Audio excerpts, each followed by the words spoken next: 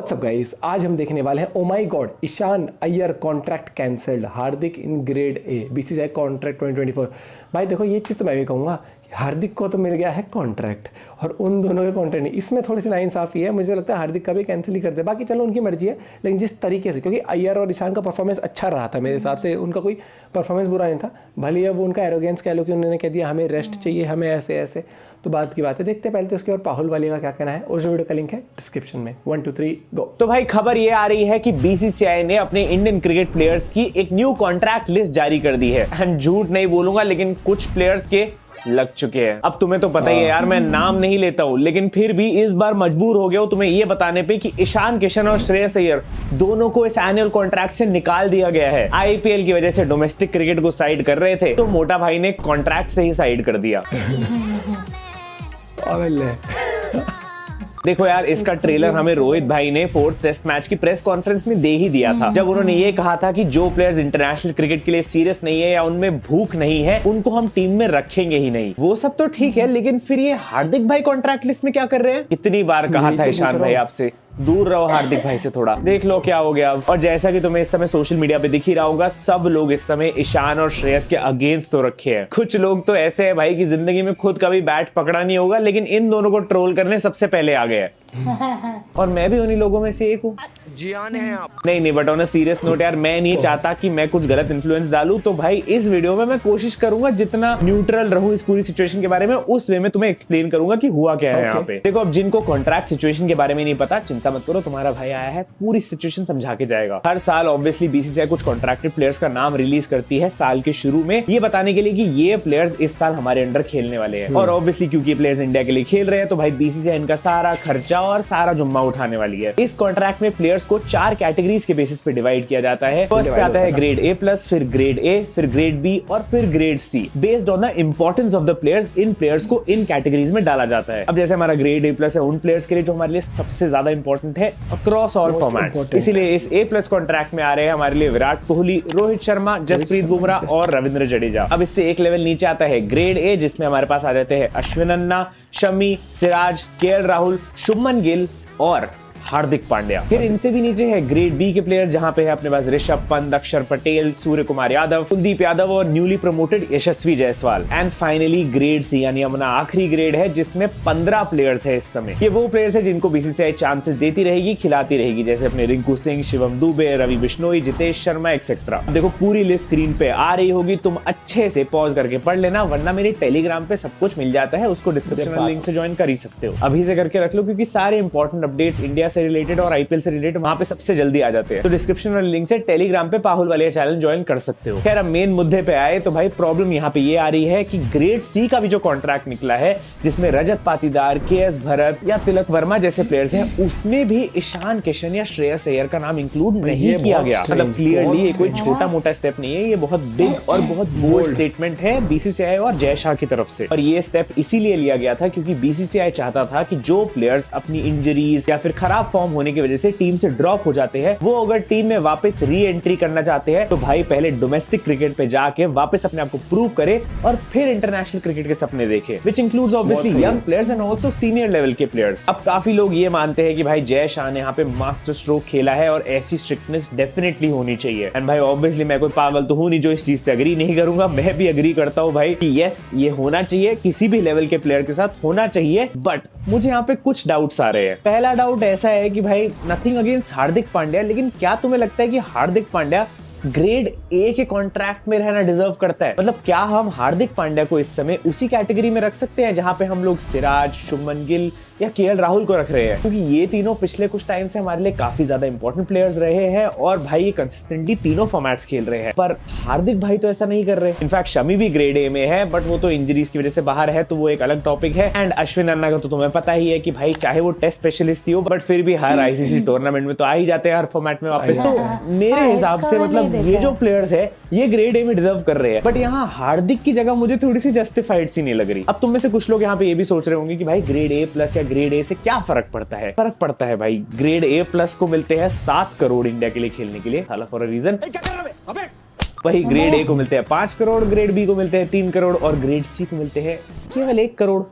कुछ नहीं है। करोड़ तेरा बाप यहाँ छोड़कर गया था कि तेरी माँ। तो अगर हम सिर्फ मॉनेटरी टर्म्स से भी बात करें तो भाई मुझे नहीं लगता कि हार्दिक पांड्या ने पिछले एक साल में भी या पिछले कुछ टाइम में हमारे लिए इतना क्रिकेट खेला है कि वो इस सेम ब्रैकेट में आता हो। आई नो बहुत इंपॉर्टेंट प्लेयर है, बिग मैच प्लेयर है, बट स्टिल भाई मतलब यहाँ पे अलग मेहनत हो रही है और मुझे नहीं लगता कि हार्दिक पांड्या ने उतनी मेहनत करी है। मेरे हिसाब से तो हार्दिक भाई का साल पूरा सेट होता है। पहले 4 महीने आईपीएल में जाएंगे, फिर 6 महीने इंजरी में जाएंगे और बचे कुछ टाइम में रिहैब चलेगा और फिर रील्स बनेगी और बीच बीच में अगर टाइम मिल गया तो बंदा हमारे लिए आईसीसी टूर्नामेंट्स खेलने आ जाता है। आज मूड नहीं कर रहा, इसे कल देखते हैं। इसका अभी क्या है, अभी मैं फोन उठाकर थोड़ा इंस्टाग्राम पे रिलैक्स करता हूँ, स्क्रॉल करता हूँ, यूट्यूब पर कोई कॉमेडी वीडियो देख लेता हूँ। वही मुझे कोई दिक्कत नहीं होती अगर हार्दिक पांड्या ग्रेड बी में आ जाते, क्योंकि आई थिंक वहां पे उनकी प्लेस ज्यादा जस्टिफाइड लग रही है। बिकॉज आई नो इस बंदे को बहुत अनरियल हेट मिलती है, बट ट्रुथ ये है कि ये अच्छा प्लेयर है, बिग मैच प्लेयर है, प्रोबेबली हमारा फ्यूचर कैप्टन हो सकता है। मतलब I am not sure, but again हो सकता है। तो अभी के लिए आई नो काफी चीजें स्टेबल नहीं है, बट हम ये डिनाई नहीं कर सकते कि इसने काफी मैचेस हमें जिताए हैं। पर अगेन यहाँ पे एक और सवाल खड़ा हो जाता है कि मैंने तो रणजी खेलते हुए हार्दिक भाई को कभी देखा ही नहीं, ना कभी सुना इस बारे में। तो अगर ईशान और श्रेयस को कॉन्ट्रैक्ट ना देने का रीजन था रणजी मैचेस, तो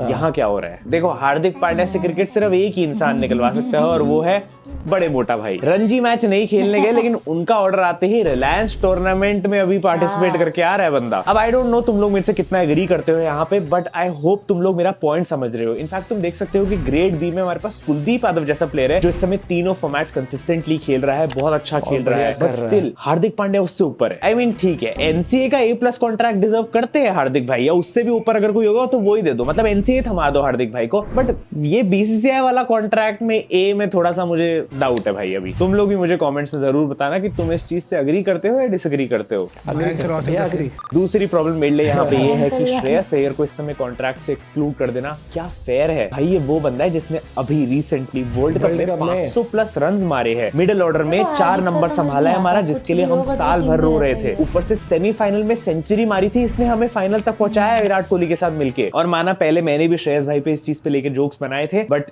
ऑनेस्टली मैं सॉरी बोलना चाहूंगा क्योंकि थोड़ी रिसर्च करने के बाद मुझे ये भी पता लगा कि श्रेयस अय्यर कंसिस्टेंटली रणजी मैचेस भी खेल रहा था। एग्जैक्टली तुम्हें सुन के शायद शॉक लग सकता है कि श्रेयस अय्यर ने अभी तक सिर्फ एक ही रणजी मैच मिस करा है। वो अपनी टीम के लिए सेमीफाइनल खेला था रणजी का, बस फाइनल के लिए फुल्ली फिट नहीं था, इसीलिए नहीं जा पाया। इनफैक्ट साउथ अफ्रीका में उसने काफी कंसिस्टेंटली खेला, परफॉर्मेंस अलग बात है, बट जब वो सीरीज ओवर हुई तो बंदा फिर आके रणजी खेल रहा था इंडिया में। अब वो अलग बात है कि परफॉर्मेंस उसमें भी अच्छी नहीं थी, but not enough reason to exclude him from the contract। और यार जहां तक मुझे याद है श्रेयस अय्यर ने लास्ट ईयर एक बहुत बड़ा डिसीजन भी लिया था, जहां पे उसने आईपीएल स्किप करके अपनी सर्जरी करवाई थी ताकि वो वर्ल्ड कप आने तक रिकवर भी हो जाए और अपने देश के लिए खेल पाए। इसीलिए मुझे ये बात नहीं समझ में आ रही कि श्रेयस अय्यर को निकालने का मतलब यहाँ पे क्या हो सकता है। हो सकता है ऐसी कोई इनसाइड इन्फॉर्मेशन जो हमें पता ना हो भाई, जिस वजह से ये डिसीजन लिया गया है। और अब पर्सनली मुझसे पूछोगे तो ये रीजन तो इनफ नहीं यार श्रेयस अय्यर को बाहर करने के लिए। इनफैक्ट एक साल में हमें चैंपियंस ट्रॉफी खेलना है, अभी हमें एक स्टेबल नंबर 4 बैट्समैन मिला था और अब एक साल के लिए हम उसको बाहर कर देंगे क्या? कीजिएगा, ये ठीक नहीं हो रहा सर, आप गलत कर रहे हैं सर। मैं गलत नहीं कर रहा हूँ, ये मत करो आप। देखिए मैं बोल के बोल रहा हूँ सर, सॉरी शबाश सर, देखिए आप गलत कर रहे हैं सर। बट हाँ, ईशान किशन के साथ जो भी हुआ वो सही हुआ लग रहा है। देखो यार, बंदे ने मेंटल फटीग बोल के ब्रेक लिया था, ठीक है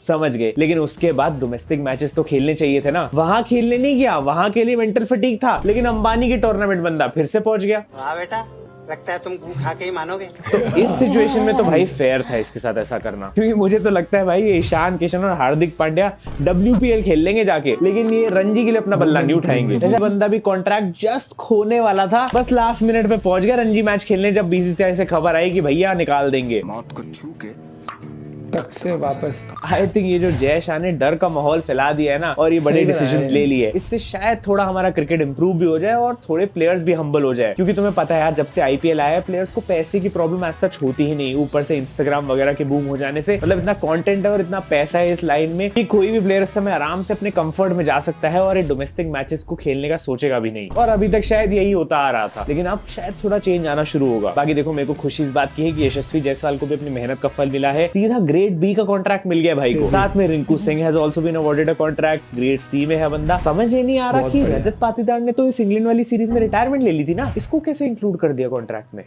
ये क्या हो गया? ये क्या सुन रहा हूँ मैं? नहीं मतलब और चांसेस देने का सोच रहे हो क्या भाई?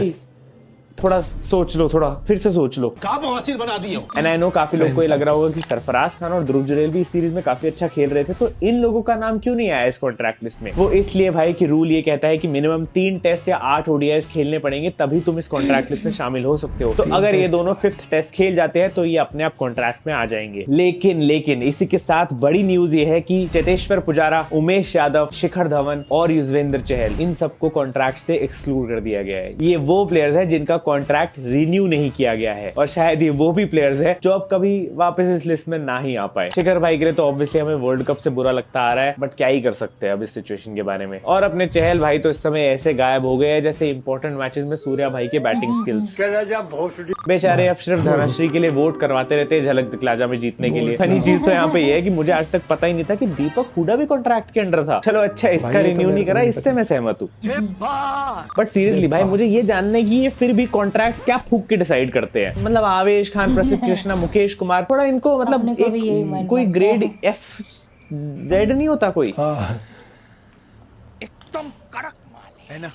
देखो आरसीबी के लिए यहाँ पे गुड न्यूज है कि उनके 3 बॉलर्स आकाशदीप, विजय कुमार विशक और यश दयाल, इन तीनों को फास्ट बॉलिंग कॉन्ट्रैक्ट्स दे रही है बीसीसीआई। मतलब इनको मॉनिटर करेंगे और यूज करेंगे आगे खेलने के लिए। इनफैक्ट इसमें उमरान मलिक भी शामिल है और विद्वत केवरप्पा एक बॉलर है, वो भी इंक्लूडेड है। मैं तो ये सोच रहा हूँ कि दीपक चहर को कब एनसी अपने कॉन्ट्रैक्ट से रिलीज करेगी कि बंदा वापस इंडियन कॉन्ट्रैक्ट में आ पाए। गायब ही हो गया बंदा। होपफुली इस आईपीएल में थोड़ी अच्छी परफॉर्मेंस देके कुछ तो इंटरनेशनल क्रिकेट में वापसी हो। But talking about Ishan Kishan and Shreyas Iyer again, देखो ऐसा नहीं है कि इनकी अब सिलेक्शन ही नहीं हो सकती है, वो होगी, बट प्रेफरेंस अब इनको कम मिलेगी। जो कॉन्ट्रैक्चुअल प्लेयर्स हैं उनको ज्यादा मिलेगी, क्योंकि बेसिकली अब ये स्टेट लेवल प्लेयर्स बन चुके हैं बीसीसीआई के लिए। ना इनको बीसीसीआई की तरफ से कोई एनुअल पे मिलेगी। अगर ये कोई मैच में सिलेक्ट हो जाते हैं, खेल लेते हैं, तो उसके पैसे भी नहीं मिलेंगे। और अगर टीम के साथ कहीं जाते हैं सिलेक्ट होके, तो ट्रैवल और स्टे का खर्चा खुद उठाना पड़ेगा। यहाँ तक कि अगर तुम इंजर्ड भी होते हो तो भाई एट योर ओन रिस्क, उसका भी खर्चा, ट्रीटमेंट का सब खुद ही उठाना पड़ेगा।